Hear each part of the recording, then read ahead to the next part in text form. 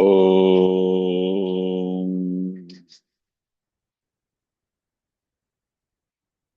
वक्रतुण्डमहाकाय सूर्यकोटिसमप्रभ निर्विघ्नं कुरु मे देव सर्वकार्येषु सर्वदा। सरस्वती नमस्तुभ्यं वरदे कामरूपिणि विद्यारम्भं करिष्यामि सिद्धिर्भवतु मे सदा। गुरवे सर्वलोकानां भिषजे भवरोगिणां निधये सर्वविद्यानां दक्षिणामूर्तये नमः। ईश्वरो गुरुरात्मेति मूर्तिभेदविभागिने व्योमवद्व्याप्तदेहाय दक्षिणामूर्तये नमः। सदाशिवसमारम्भां शङ्कराचार्यमध्यमाम् अस्मदाचार्यपर्यन्तां वन्दे गुरुपरम्पराम्। शङ्करं शङ्कराचार्यं केशवं बादरायणम् सूत्रभाष्यकृतो वन्दे भगवन्तौ पुनः पुनः। श्रुतिस्मृतिपुराणानाम् आलयं करुणालयम् नमामि भगवत्पादं शङ्करं लोकशङ्करम्। साक्षात्कृतं दयानन्दं परमार्थस्वरूपिणम् तत्त्वज्ञानप्रशास्तारं प्रणतोऽस्मि परं पदम्। ॐ सहना भवतु सहनौ भुनक्तु सह वीर्यङ्करवावहै तेजस्विनावधीतमस्तु मा विद्विषावहै। ॐ शान्तिः शान्तिः शान्तिः।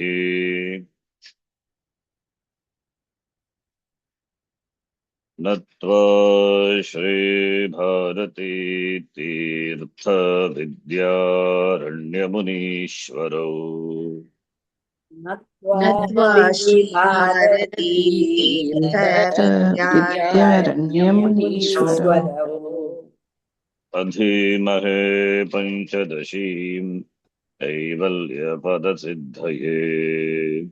अधीमहे पञ्चदशीं कैवल्यपदसिद्धये।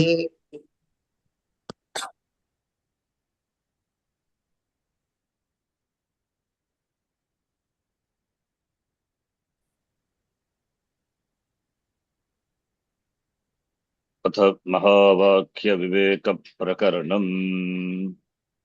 अच्छा, महावाक्यविवेकप्रकरणम्।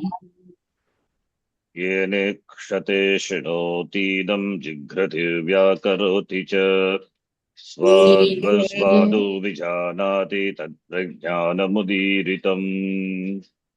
येनेक्षते शृणोतीदं जिघ्रति व्याकरोति च स्वाद्वस्वादो विजानाति तत्प्रज्ञानमुदीरितम्। चतुर्मुखेन्द्रदेवेषु मनुष्याश्वगवादिषु चैतन्यमेकं ब्रह्मातः प्रज्ञानं ब्रह्ममय्यपि। चतुर्मुखेन्द्रदेवेषु मनुष्याश्वगवादिषु चैतन्यमेकं ब्रह्म तत्प्रज्ञानं ब्रह्ममय्यपि। परिपूर्णः परात्मास्मिन् देहे विद्याधिकारिणी बुद्धेः साक्षितया स्थित्वा स्फुरन्नगमितीर्यते परिपूर्ण परमात्मास्मिन् देहे देहे विद्याधिकारिणि विद्याधिकारिणि बुद्धेः बुद्धेः साक्षितया साक्षितया स्थित्वा स्थित्वा स्फुरन्नभिधीर्यते स्फुरन्नभिधीर्यते स्वतः पूर्णः परात्मात्र ब्रह्मशब्देन वर्णितः अस्मीत्यैकपरामर्शस्तेन ब्रह्म भवाम्यहम् स्वतः पूर्ण परात्मा ब्रह्मशब्देन वर्णितः अस्मीत्यैक्यपरामर्शस्तेन ब्रह्म भवाम्यहम् एकमेवाद्वितीयं सन्नामरूपविवर्जितम् सृष्टेः पुराधुनाप्यस्य तादृक्त्वं तदितीर्यते एकमेवाद्वितीयं सन्नामरूपविवर्जितं सृष्टेः पुरादुर्नाप्यस्य तादृक्त्वं तदितीर्यते श्रोतुर्देगेन्द्रियातीतं वस्वत्रपं पदेरितम् एकता ग्राह्यते सीति तदैक्यमनुभूयताम् श्रोतुर्देहेन्द्रियातीतं वस्वत्पदेरितम् एकता ग्राह्यते सदैक्यमनुभूयताम् स्वप्रकाशापरोक्षत्वमयमित्युक्तितो मतम् अहङ्कारादिदेहान्तात् प्रत्यगात्मेति गीयते स्वप्रकाशापरोक्षत्वम् अयमित्युक्तितो मतम् अहङ्कारादिदेहान्तात् प्रत्यगात्मेति गीयते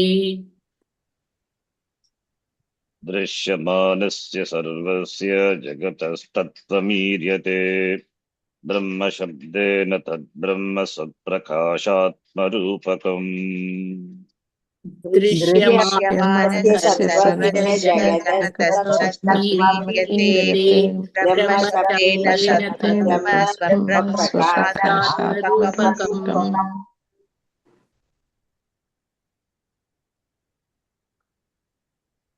महावाक्यविवेकप्रकरणम् इति अस्य ग्रन्थस्य पञ्चमविवेकप्रकरणस्य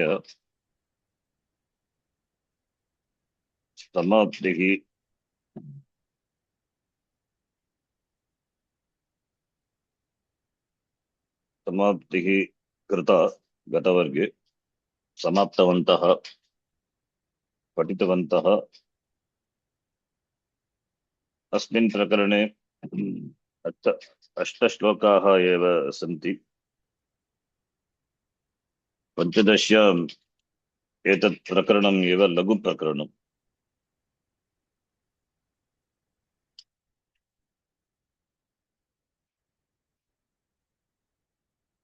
कञ्चित् प्रकरणमपि अस्ति पञ्चदश्याम् बृहत् प्रकरणम्।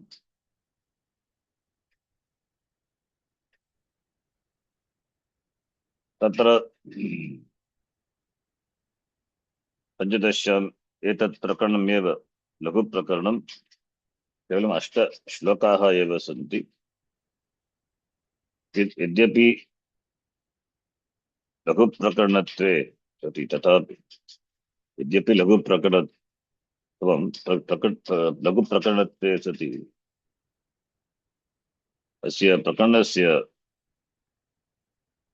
अत्यन्तमहत्त्वपूर्णत्वम् अस्ति।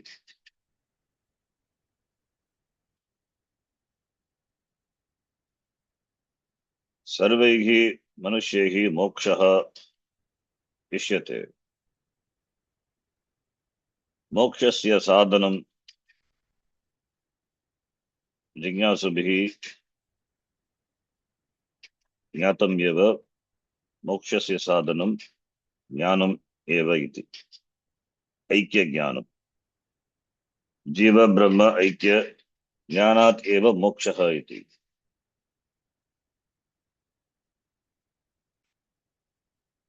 तत् ज्ञानम् ऐक्यज्ञानं जीव ब्रह्म ऐक्यज्ञानं वेदांत वाक्येभ्यः एव जायते उपनिषत्सु बहूनि वाक्यानि सन्ति तैः ऐक्यत्वं प्रतिपादितम् अस्ति तत्रापि कानिचित् लघुवाक्यानि सन्ति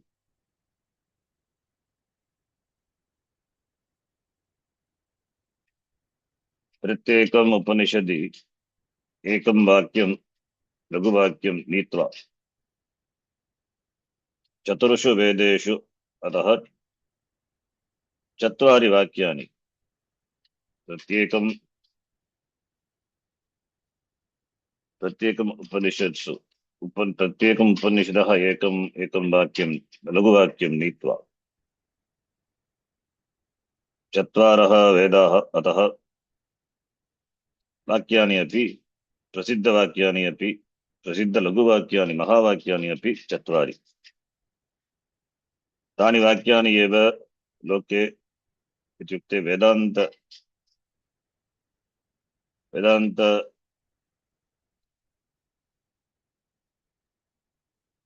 संप्रदाये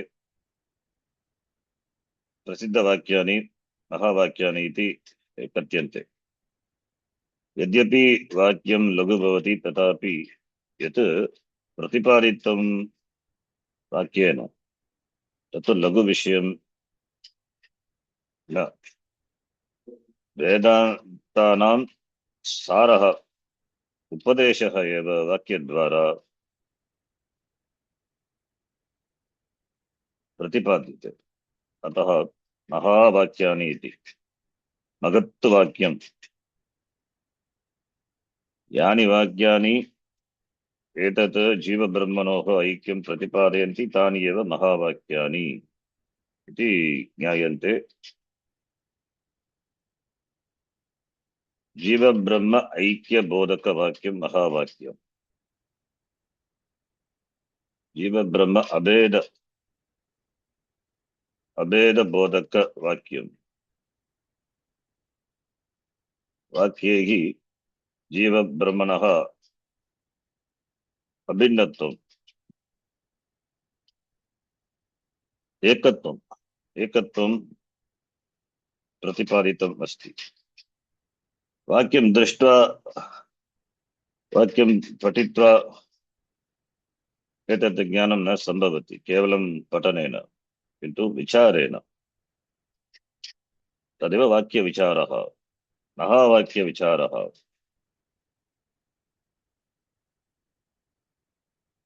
वेदाः चत्वारः अतः चत्वारि वाक्यानि प्रत्येकं वेदेभ्यः एकं वाक्यं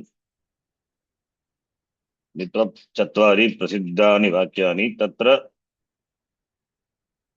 ऐतरेय उपनिषद्वाक्यं ऋग्वेदीय ऐतरेय उपनिषद्वाक्यं प्रज्ञानं ब्रह्म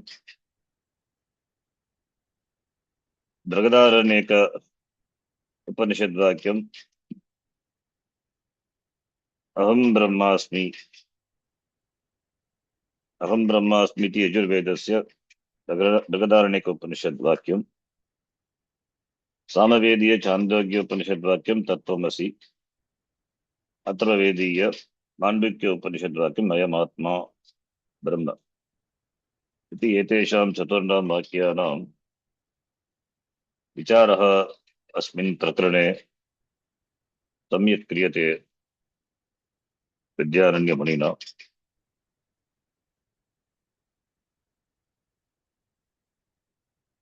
प्रत्येकं वाक्यस्य विचारः श्लोकद्वयेन कृतः अस्ति अस्मिन् अध्याये 8 श्लोकाः सन्ति। वाक्यानि 4। प्रत्येकं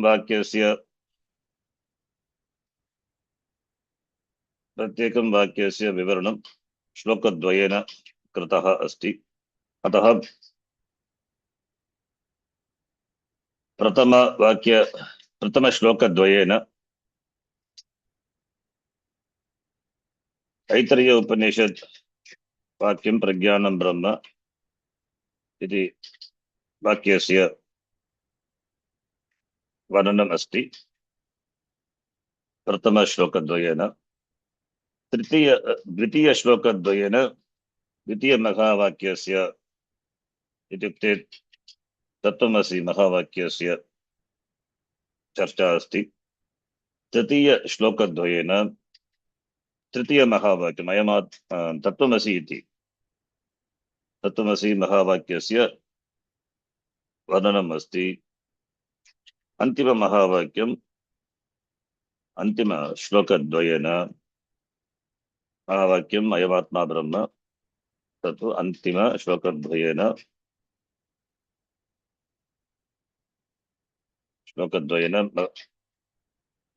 अयमात्मा ब्रह्म इति महावाक्यस्य वर्णनं क्रियते आचार्येण इति। प्रत्येकं वाक्यस्य श्लोकद्वयेन आचार्यः वर्णितवान्।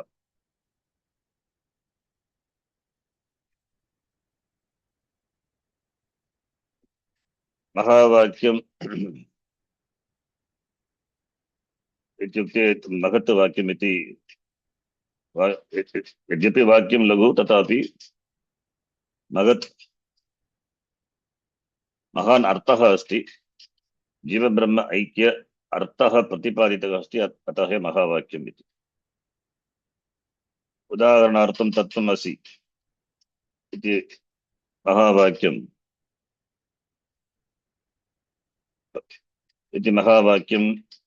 अस्ति। छान्दोग्योपनिषत् महावाक्यं तत्त्वमसि। तत्र वाक्ये, तस्मिन् वाक्ये त्रीणि पदानि सन्ति। तत् त्वम् असि, तत् त्वम् असि इति त्रिपदं वाक्यं। वाक्यार्थस्य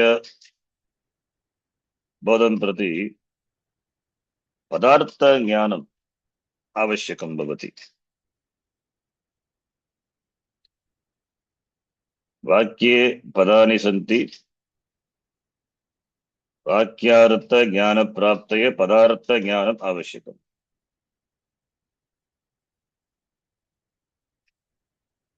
तत्त्वमसि इति वाक्ये तत् पदेन इति किम् अभिहितं भवति?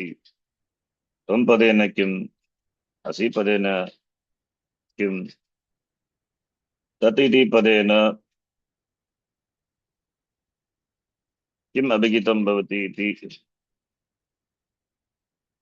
चेत् तत्र चैतन्यं, सर्वज्ञत्वादिविशिष्टं चैतन्यमेव अभिहितं भवति तत् पदेन।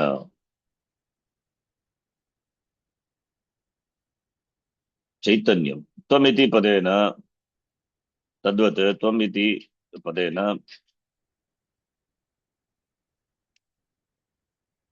किम् अभिहितम् इति चेत् वाच्यार्थ यदि वाच्यार्थं स्वीकुर्मः तर्हि तत् पदेन उपाधिसहित ईश्वरः अभिहितः भवति।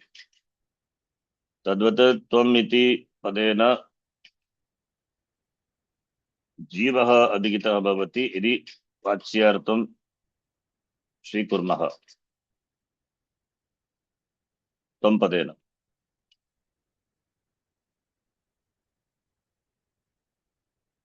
किन्तु अत्र ईश्वरः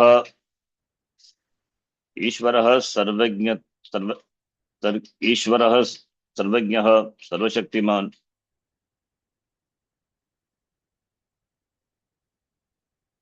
ईश्वरः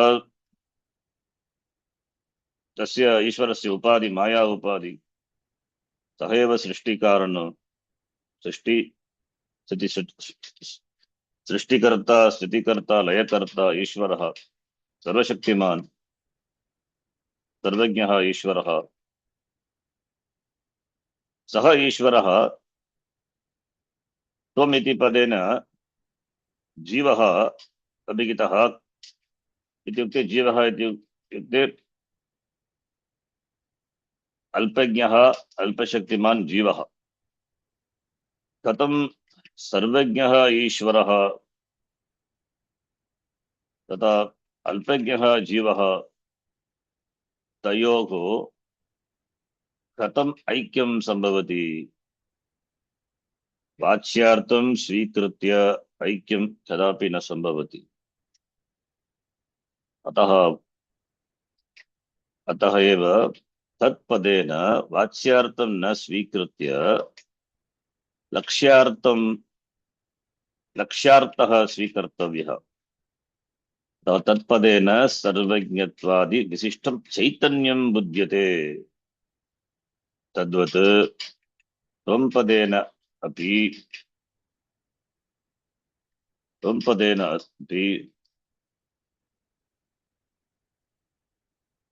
चैतन्यं बुध्यते अल्पज्ञत्वादि अल्प यथा अज्ञानेन आत्मनि कर्तृत्व भोक्तृत्व धर्मान् आरोप्य अहम् इति अल्पज्ञादि धर्मविशिष्टः अहम् इति अविद्यया यः चिन्तयति सः उपाधिपरिच्छिन्नः जीवः तदेव वाच्यार्थः जीवः इति उपाधि तु मिथ्या दृष्ट्या ऐक्यं न संभवति अतः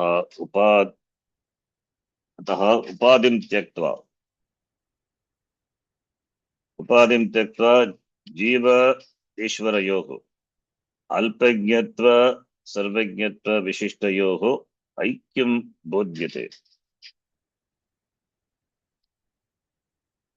ऐक्यं बोधिते अतः वाच्यार्थः अत्र बाधितः भवति वाच्यार्थं त्यक्त्वा प्रथमं वाच्यार्थः एव स्वीकर्तव्यः वाच्यार्थः मुख्यार्थः अतः शक्यार्थः इति शास्त्रे कथ्यते अत्र वाक्यार्थः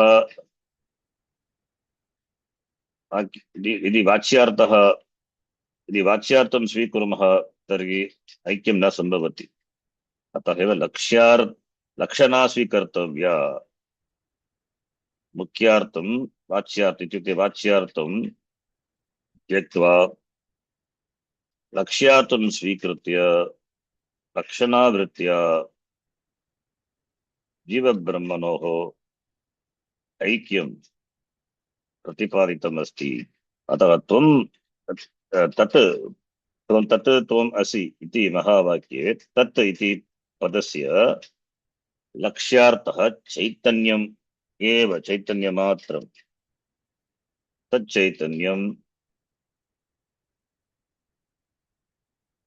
तच्चैतन्यम् उपाधिना सह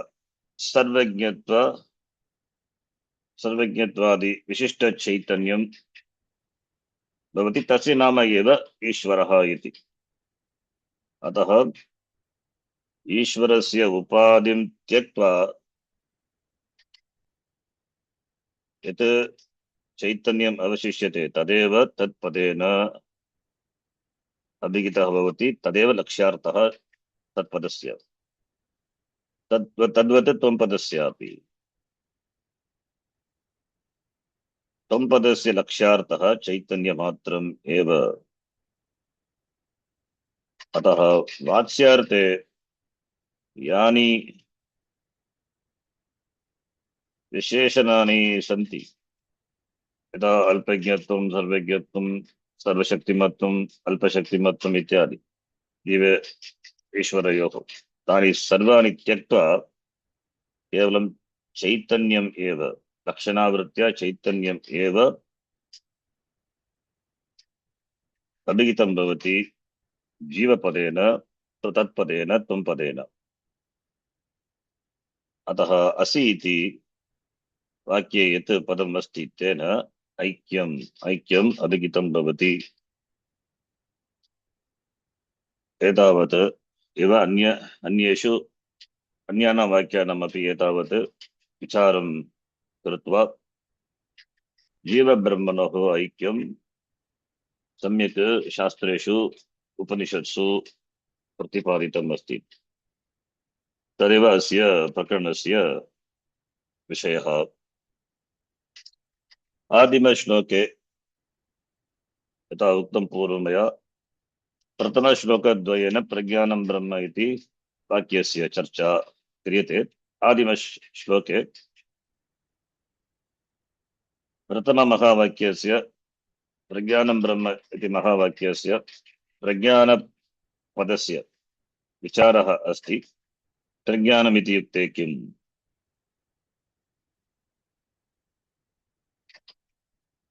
चक्षुः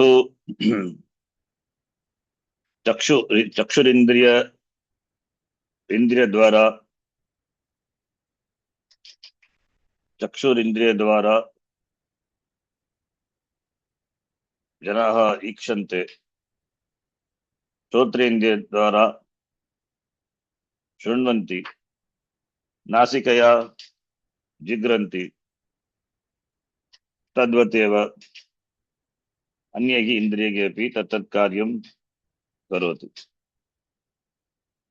किन्तु श्रोत्रेन्द्रियम् इन्द्रियाणि अपि जडानि एव। इन्द्रियाणि स्वयं किमपि कार्यं कर्तुं न अर्हन्ति। अतः येन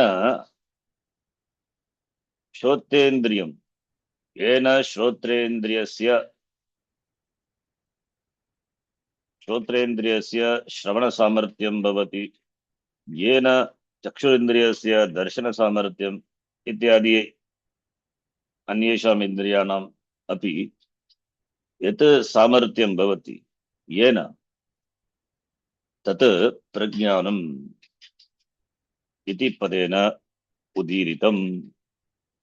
येन चैतन्येन इदं जगत् ईक्षते, येन चैतन्येन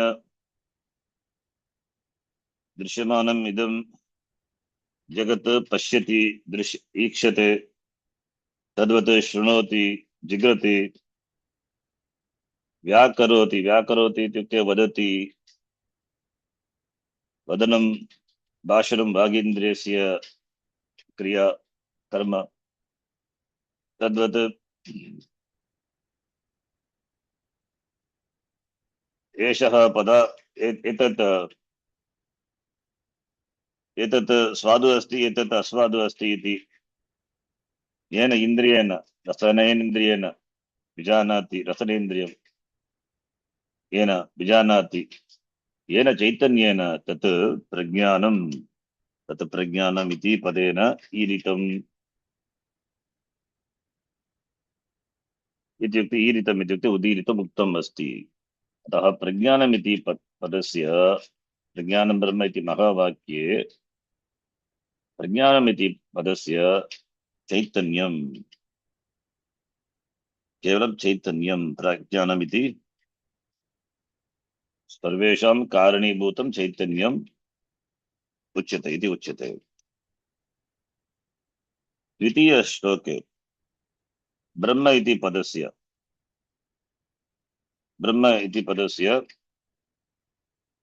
वर्णनम् अस्ति। ब्रह्म इति किम्? सर्वेषु प्राणिषु के प्राणिनः? सर्वे प्राणिनः चतुर्मुख प्रजापतितः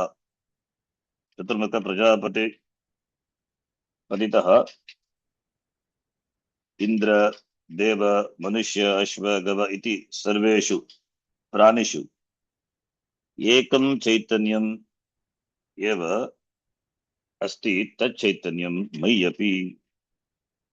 तदेव चैतन्यं, यत् चैतन्यं ब्रह्मचैतन्यं सर्वत्र विद्यमानम् अस्ति, तदेव चैतन्यं मयि अपि। मयि अपि आत्मरूपेण विद्यमानम् अस्ति चैतन्यं, तत् ब्रह्म एव। अतः प्रज्ञानं ब्रह्म इति अनयोः भेदः नास्ति। अतः आत्मनः ब्रह्मणः च ऐक्यं प्रज्ञानं ब्रह्म इति महावाक्येन प्रतिपादितम्। जीव ब्रह्म ऐक्यं प्रज्ञानं ब्रह्म। प्रज्ञानम् इति यत् चैतन्यं जीव उपाधिना,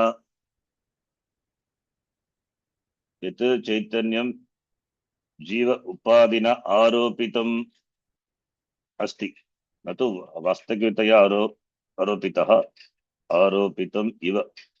यत् चैतन्यं जीव उपाधिना आरोपितं भवति, यत् चैतन्यं ईश्वर उपाधिना आरोपितं भवति, तयोः चैतन्ययोः भेदः नास्ति। इत्युक्ते एकमेव चैतन्यं, चैतन्यं मात्र एव अवशिष्यते, तदेव ऐक्यं, जीव ब्रह्म ऐक्यम्। अस्मिन् यथा येनेन अनया रीत्या एव अन्यवाक्यानि अपि अत्र अन्यवाक्यानाम्, अन्यमहावाक्यानाम् अपि अत्र प्रदर्शितम् अस्ति। तैः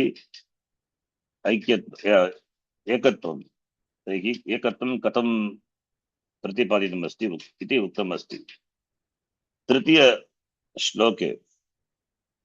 तृतीयश्लोके इत्युक्ते द्वितीयश्लोकद्वयेन, इत्युक्ते तृतीयश्लोके द्वितीयमहावाक्यम् अस्ति।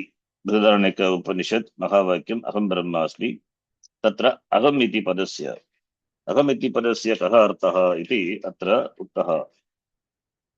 अहम् इति पदस्य कः अर्थः? अहम् इति सर्वदा अस्माभिः उच्यते, अहम् इति। यदा अहम् इति वयं वदामः, तत्र उपाधि अभिमानेन अहम् इति वयं वदामः। अहं मनुष्यः, अहं श्वेतः, अहं कृशः इति अहम् इति उपाधिसहितम् अभिमानम् अस्ति। किन्तु वास्तविकतया अहम् इति पदस्य कः अर्थः? अस्मिन् शरीरे परमात्मा अस्मिन् देहे, अस्मिन् शरीरे परिपूर्णः इति युक्ते तत्र कोऽपि परिच्छिन्नः नास्ति, देशतः वा कालतः वा अथवा वस्तुतः वा इति कोऽपि परिच्छिन्नः, अपरिच्छिन्नं, परिपूर्णः इत्युक्ते अपरिच्छिन्नः इत्यर्थः। परिच्छिन्न अभावः, परिच्छिन्नत्वं तु देशतः वा कालतः वा वस्तुतः वा भवति।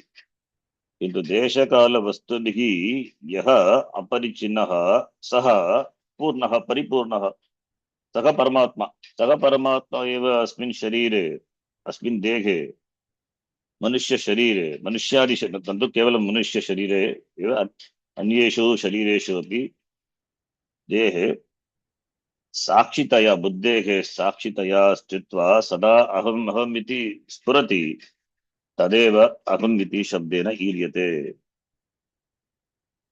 बुद्धेः साक्षितया अस्मिन् शरीरे सत्वा स्फुरन् प्रकाशमानः यः वर्तते, सः अहम् इति शब्देन ईर्यते। अतः अहम् इति शब्देन परमात्मा ईर्यते, चैतन्यम् ईर्यते, उपाधिरहितं चैतन्यम्। पुनः ब्रह्मशब्दः, ब्रह्मशब्दस्य अहं ब्रह्म अस्मि इति अस्ति। ब्रह्म ब्रह्म इति शब्दः गतमहावाक्ये अपि वर्णितः, तथापि ब्रह्मशब्दस्य वर्णनम् अस्ति अत्र। ततः पूर्णः, स्वतः पूर्णः, स्वतः एव पूर्णः, स्वभावतः देशकालवस्तुभिः पूर्णः इति। पूर्णः पूर्णः परमात्मा एव ब्रह्मशब्देन उच्यते, वर्णितः, लक्षितः अस्ति। अहं ब्रह्म, अहम् इति यत् उपाधिदृष्ट्या अहम् अहम् इति वर्तते, तत् अहम् उपाधिरहितं चैतन्यम् इति उक्त्वा ब्रह्म इति शब्दस्य अर्थः परमात्मा इति। अतः अहं ब्रह्म इति पदद्वयस्य अर्थः अहम् इति जीवचैतन्यं, ब्रह्म इति परमात्मा। अहं परमात्मा, ब्रह्म अपि परमात्मा। तयोः असीपदेन ऐक्यं लक्षितं भवति। असीपदेन ऐक्यपरामर्शः, जीवब्रह्मणोः ऐक्यस्य परामर्शः असीपदेन भवति। अहं ब्रह्म अस्मि इति जीवब्रह्मणोः ऐक्यं परामर्श्यते।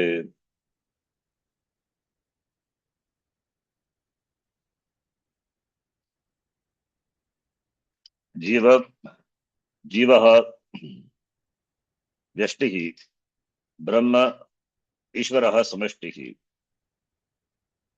व्यष्टि समष्टि तु उपाधिदृष्ट्या भेदः अस्ति।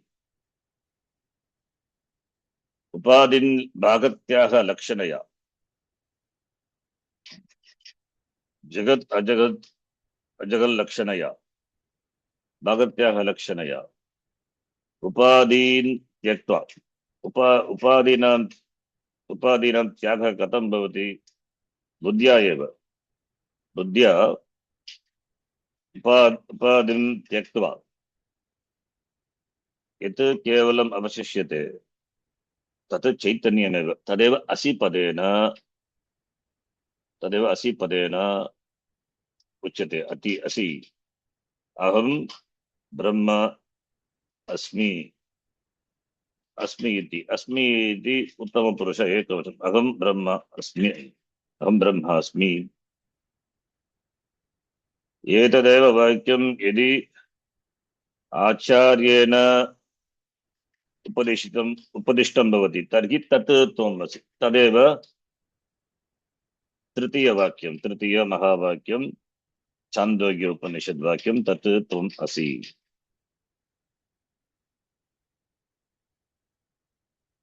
तत्र तथा अस्माभिः दृष्टं तत् त्वम् इति पदेन, त्वमिति पदस्य कः अर्थः? यत्किञ्चित् आत्मत्वेन त्वं मन्यसे तदेव त्वम् इति वाच्यार्थः, शब्दवाच्यम्।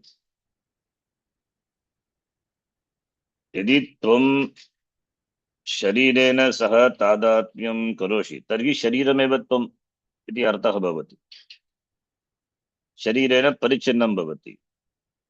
किन्तु शास्त्रं वदति त्वम् इति शब्दस्य अन्यः अर्थः अस्ति। त्वं न तु शरीरवान् किन्तु निर्विकारः, अव्ययः इति। अव्ययः आत्मा इति। अतः शरीरत्रयात् पञ्चकोशेभ्यः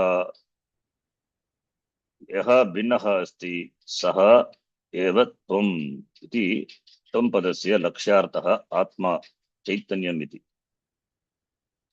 तदेव तत्पदस्यापि त्वम् इति पदस्य वाच्यार्थः स्थूल सूक्ष्म शरीर अभिमानी चैतन्यम्। तत्पदस्य समष्टि स्थूल सूक्ष्म शरीर अभिमानी चैतन्यम। स्थूल सूक्ष्म शरीराणि तु उपाधि उपादयः। अतः उपाधिं त्यक्त्वा ऐक्यं चैतन्यमेव अवशिष्य तदेव तत् त्वम् असि इति वाक्यद्वारा वाक्यद्वारा प्रतिपादितम् अस्ति। अस्मिन् श्लोके पंचम श्लोके एकम् एव अद्वितीयम् इति उक्त्वा सदैव सौम्य इदमग्रे आसीत् एकम् एव अद्वितीयम्।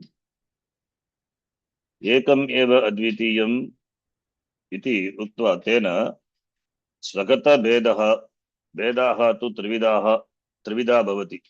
सजातीय स्वगतभेदः, सजातीयभेदः, विजातीयभेदः इति भेदाः त्रिविधा भवति। अस्मिन् ब्रह्मणि एते भेदाः न सन्ति, भेदत्रयं नास्ति।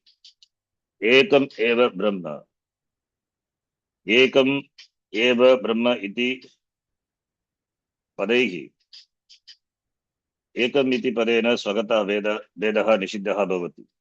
एव इति एवकारेण सजातीय भेदस्य निषेधः भवति। अद्वितीयम् इति पदेन विजातीय भेदस्य निषेधः कृतः अस्ति। तेन भेदत्रयं निषिद्ध्वा अद्वितीय ब्रह्म एव तत् इति पदेन ईर्यते। तदेव आसीत् सृष्टेः पुरा, अधुनापि तत् ब्रह्म एव आसीत्। तत् इति पदेन ब्रह्म एव अभिहितं भवति। नाम रूप विवर्जितं ब्रह्म, तत् इति पदेन नाम रूप विवर्जितं ब्रह्म एव अस्ति। सृष्टेः पुरा ब्रह्म अस्ति, सृष्टेः पश्चात् जगत् दृश्यते। दृष्टं जगत् अपि ब्रह्म एव। दृष्टं जगत् अपि ब्रह्म एव। दृष्टं जगत्, एतत् जगत् नामरूपात्मकं जगत् मिथ्या। अतः मिथ्या जगत् सत्य ब्रह्मणि, मिथ्या जगत् सत्य ब्रह्मणि कञ्चित् भेदम् आगन्तुं न शक्यते। अतः ब्रह्म एव अस्ति। सृष्टेः पुरापि सृष्टेः पश्चादपि तदेव ब्रह्म, तत् ब्रह्म तत् इति पदेन ईर्यते। तद् ब्रह्म एकम् एव अद्वितीयं नामरूपं विवर्जितम् इति। तद्ब्रह्मत्वम्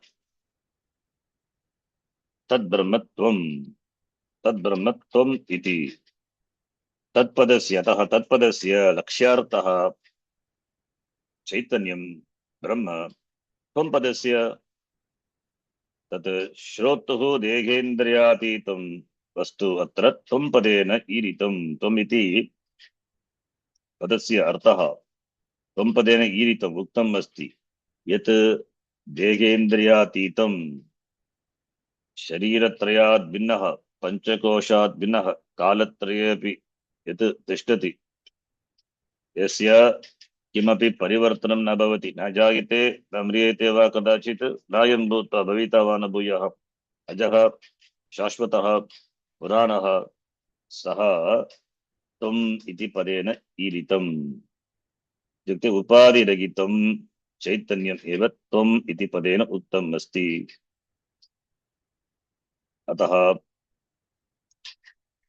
तत् पदेन ब्रह्म, त्वं पदेन अपि ब्रह्म चैतन्यमेव। अतः असि इति, तत् त्वम् असि इति पदेन, पदद्वयेन यः पदद्वयेन असि इति पदेन एकता इत्युक्ते अभेदः बोध्यते। तत् इति पदेन ब्रह्मचैतन्यम्, त्वम् इति पदेन आत्मा, अतः जीवब्रह्मणोः असि पदेन ऐक्यम् इत्युक्ते अभेदः एकता बोध्यते। तदैक्यम् अनुभूयतां कथं तत् ऐक्यं तदेव शास्त्रस्य, वेदान्तशास्त्रस्य तदेव उपदेशः। अतः तत् यत् वेदान्तशास्त्रैः प्रमाणैः यत् ऐक्यं प्रतिपादितम् अस्ति तत् अनुभूयताम्, तत् जिज्ञासुभिः अनुभूयताम् इत्युक्ते अनुभव, तत् सर्वदा तत् अनुभवे अस्ति एव। तत् न तु नूतन अनुभवः। यः सर्वेषु अनुभवेषु वर्तते तत् स्वीक्रियताम्, तदेव अर्थः अनुभूयताम्।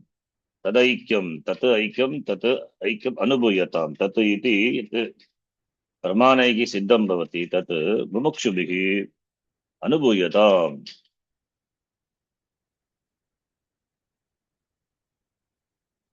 अन्तिमश्लोकद्वयद्वारा अयमात्मा ब्रह्म इति माण्डूक्य उपनिषत् वाक्यम्, अयं शब्दस्य आत्मा शब्दस्य अयम् आत्मा ब्रह्म इति, अयमात्मा ब्रह्म इति अत्रापि त्रीणि पदानि सन्ति।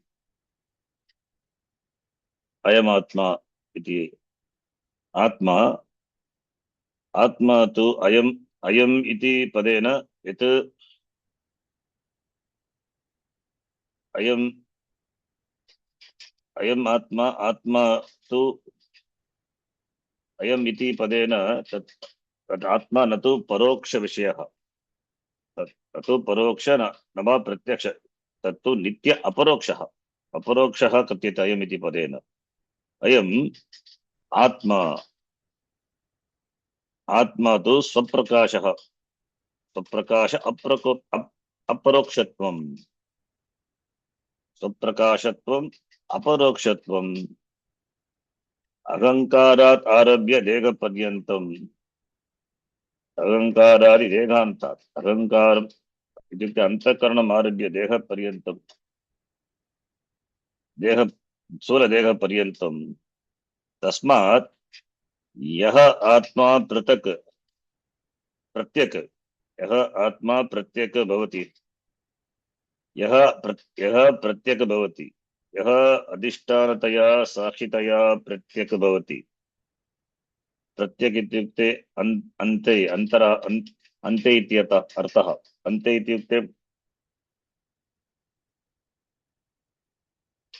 इत्युक्ते न तु वास्तविकतया अन्तः।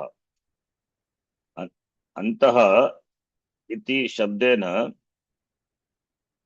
स्थूलदेहात् अन्तः, स्थूलदेहः अस्ति, स्थूलदेहस्य दृष्ट्या अन्नमयः अस्ति स्थूलदेहः, तदृष्ट्या प्राणमयः अन्तः, प्राणमय दृष्ट्या मनोमयः इति यत् उक्तम्। अन्ते इति विचारद्वारा प्रत्येकं कोशान् निषिध्य अन्ते यः वर्तते तस्य अन्तः नास्ति, सः आत्मा स्वप्रकाशः नित्य अपरोक्षः इति उक्तम्, इति प्रत्यगात्मा इति गीयते उक्तम् अस्ति। सः आत्मा प्रत्यगात्मा प्रत्यक् भवति। साररूपेण जीवः उपाधि, पंचकोशाः उपादयः, ते अनित्याः। यस्मिन् अनित्य उपादौ यः नित्यः वर्तते सः आत्मा, सः आत्मा जीवात्मा इति। अन्ते शरीरत्यागेन, त्यागात् अनन्तरम् अन्ते यः वर्तते सः आत्मा, आत्मनः आत्मनः जन्म नास्ति, मरणमपि नास्ति, सः एव अवशिष्यते। तत् अयम् आत्मा इति। आत्मा, आत्मा अभिहितम् अस्ति, आत्मा अभिहितः अस्ति। आत्मा प्रत्येगात्मा गीयते, गीयते कथ्यते। अहङ्कारि देहान्तादिति इति पदेन पंचकोशात् भिन्नः, अन्तः इति पदस्य अर्थः भिन्नः इति, प्रत्येगात्मा भिन्नः इति। आत्मा न तु अन्नमयकोशः, न तु प्राणमयकोशः, न तु मनोमयः, न तु शरीरत्रयमपि। अतः एव शरीरत्रयात् भिन्नः, कोशात् पंचकोशात् अतिरिक्तः, अन्तः भिन्नः सः आत्मा। अयम् आत्मा जीवात्मा प्रत्येगात्मा, तदेव प्रत्येगात्मा इति गीयते कथ्यते। अयमात्मा इति महावाक्यस्य, अयमात्मा इति शब्दस्य अर्थः आत्मा इति। आत्मा ब्रह्म इति पदस्य कः अर्थः? दृश्यमानस्य सर्वस्य जगतः ब्रह्म शब्देन, ब्रह्म इति महावाक्ये विद्यमानेन शब्देन यत् जगत् दृश्यते, मिथ्याभूतं जगत्, मिथ्यारूपं जगत्, दृश्यमानस्य सर्वस्य जगतः तत्त्वम्। जगत् बाधितं भवति मिथ्यात्वात्, मिथ्या जगत् बाधितं भवति। मिथ्या जगत्, मिथ्या जगत् ज्ञानेन बाधितं भवति। यथा मृत् ज्ञानेन घटः बाधितः भवति, तद्वत् रज्जु ज्ञानेन यथा सर्पः बाधितः भवति।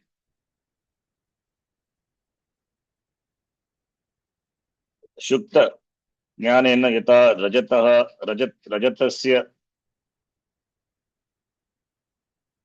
रजतस्य बाधितः, तद्वत् जगतः, अस्य जगतः तत्त्वम्, अस्य जगतः तत्त्वम् महावाक्ये विद्यमानस्य ब्रह्मशब्दस्य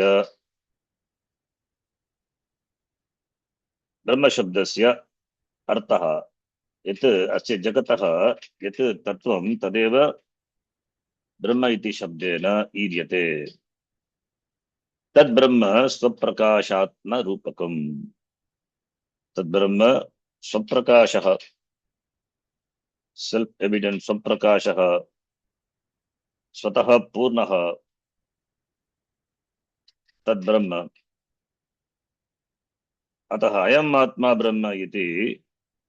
अत्र आत्मा ब्रह्म पदयोः अभिन्नत्वम् अभेदत्वं प्रतिपादितम् अस्ति। यः आत्मा शरीरत्रयेन परिच्छिन्नम् इव दृश्यते, यत् ब्रह्म जगत् उपाधिना परिच्छिन्नम् इव दृश्यते, उपाधिं त्यक्त्वा भागत्याः लक्षणया ब्रह्म एव अवशिष्यते, चैतन्यम् एव अवशिष्यते। तद् ब्रह्म पूर्णं ब्रह्म, स्वप्रकाशं ब्रह्म इति। जीव ब्रह्मणोः अभेदः एतैः महावाक्यैः आचार्येण अस्मिन् प्रकरणे प्रदर्शितं भवति। केवलं न तु 4 वाक्यानि एव सन्ति उपनिषत्सु, बहूनि वाक्यानि सन्ति। यद्यपि बहूनि वाक्यानि सन्ति, तथापि एतानि वाक्यानि लघुवाक्यानि, प्रसिद्धानि वाक्यानि लोके वेदान्त वेदान्तलोके वेदान्तविद्वद्भिः जिज्ञासुभिः बहु प्रसिद्धानि वाक्यानि, अतः एव एतानि वाक्यानि स्वीकृत्य प्रत्येकं वाक्यस्य विचारः आचार्येण सम्यक् अस्मिन् प्रकरणे क्रियते। प्रत्येकं वाक्यस्य कः अर्थः इति, कः अर्थः कथं महावाक्यद्वारा ऐक्यं प्रतिपादितम् अस्ति इति श्लोकद्वयेन एव, प्रत्येकमहावाक्यस्य अर्थः श्लोकद्वयेन एव आचार्येण अत्र प्रतिपादितम् अस्ति। एतत् वाक्यमेव विस्तारेण अन्येषु ग्रन्थेषु विस्तारेषु वर्णितः अस्ति। उदाहरणार्थं तैत्तिरीय उपनिषत् वाक्यं सत्यं ज्ञानम् अनन्तं ब्रह्म इति, तत्र स्वरूपलक्षणं ब्रह्म प्रतिपादितं। तस्मात् ब्रह्मणः आकाशसम्भूतः इति तटस्थलक्षणं। तस्मादेतस्मादिति तत्रापि तस्मात् ब्रह्मणः एतस्मादिति आत्मनः, तत्रैव ऐक्यं प्रतिपादितम्। एतावत् बहुषु स्थलेषु जीवब्रह्म ऐक्यं तदेव शास्त्राणां तात्पर्यं तत् प्रतिपादितम् अस्ति। गीतायामपि अस्ति, बहवः श्लोकाः सन्ति। अस्मिन् प्रकरणे आचार्येण एतानि प्रसिद्धानि वाक्यानि एतावत् चर्चितानि सन्ति। अग्रिमप्रकरणम् अस्ति दीपप्रकरणं, चित्रदीपप्रकरणम्।